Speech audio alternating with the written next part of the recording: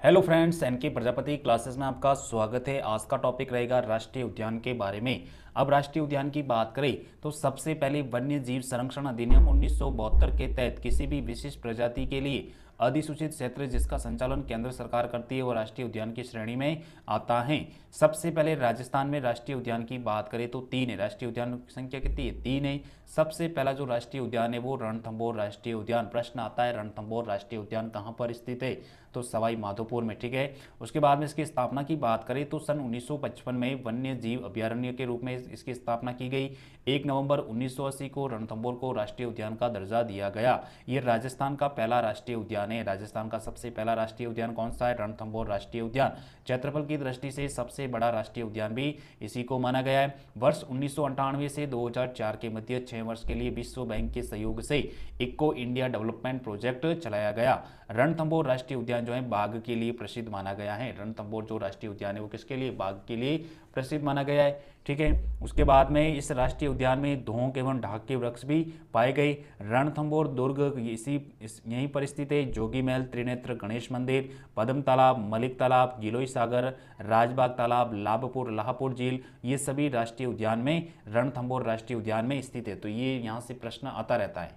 उसके बाद में दूसरा जो राष्ट्रीय उद्यान की बात करें तो केवलादेव घना पक्षी विहार जो कि भरतपुर जिले में स्थित है। ये भरतपुर जिले में स्थित है। इसकी स्थापना वर्ष 1956 में की गई। 27 अगस्त 1981 को इसे राष्ट्रीय उद्यान का क्या दिया गया? दर्जा दिया गया।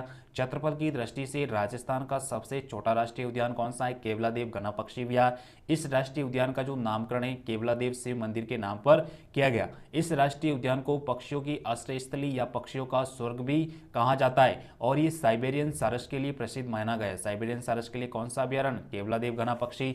यहाँ कदम के वृक्ष पाए जाते हैं। किसके वृक्ष? कदम के वृक्ष।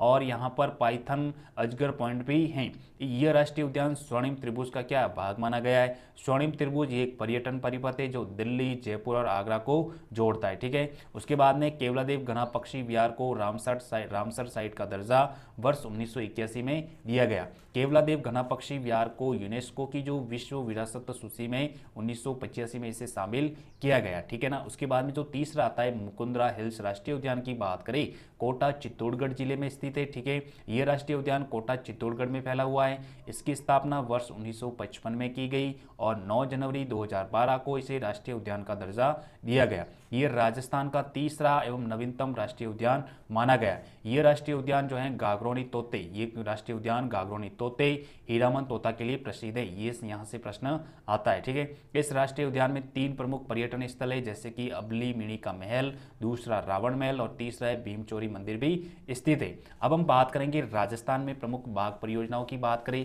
सबसे पहले जो बाघ परियोजना, भारत में सबसे पहली बाघ परियोजना जिम कार्बेट उत्तराखंड में बनाई गई। राजस्थान में 4 बाघ परियोजनाएं। सबसे पहले राजस्थान में बाघ परियोजना का प्रारंभ 1973-74 में किया गया। राजस्थान की जो पहली बाघ परियोजना रणथंभौर टाइगर प्रोजेक्ट है, जिसे, ठीक है ना, टाइगर प्रोजेक्ट है जिसे देश में बाघों का घर भी कहते हैं। ये चीज अपन को याद रखनी है, जो सवाई माधोपुर जिले में स्थित है। रणथंभौर बाघ परियोजना को 1973-74 में शामिल किया गया, ठीक है। यहाँ पर राजस्थान की पहली टाइगर सफारी भी शुरू की गई। राजस्थान की पहली टाइगर सफारी भी कहाँ शुरू की गई? यहाँ पर रणथंभौर में। राज्य की दूसरी बाघ परियोजना की बात करें तो सरिस्का अलवर में, जिसे वर्ष 1978-79 में टाइगर प्रोजेक्ट का क्या दिया गया? दर्जा दिया गया। और राजस्थान की जो तीसरी सबसे बाघ परियोजना की बात करें तो मुकुंदरा हिल्स जो कि कोटा चित्तौड़गढ़ में, जिसे अप्रैल 2013 में टाइगर प्रोजेक्ट का नाम दिया गया। राजस्थान की चौथी बाघ परियोजना की बात करें तो रामगढ़ विषधारी अभ्यारण्य जो कि बूंदी जिले में स्थित है।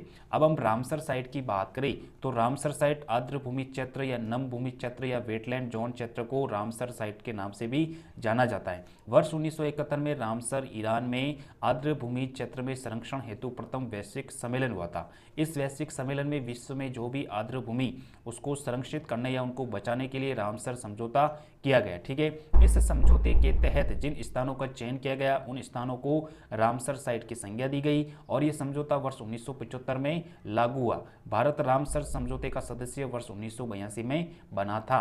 सबसे पहले वर्तमान में राजस्थान में 2 रामसर साइट है। सबसे पहले केवलादेव घना पक्षी विहार जो कि भरतपुर में, दूसरा है सांबर झील जो कि जयपुर जिले में स्थित है, ठीक है।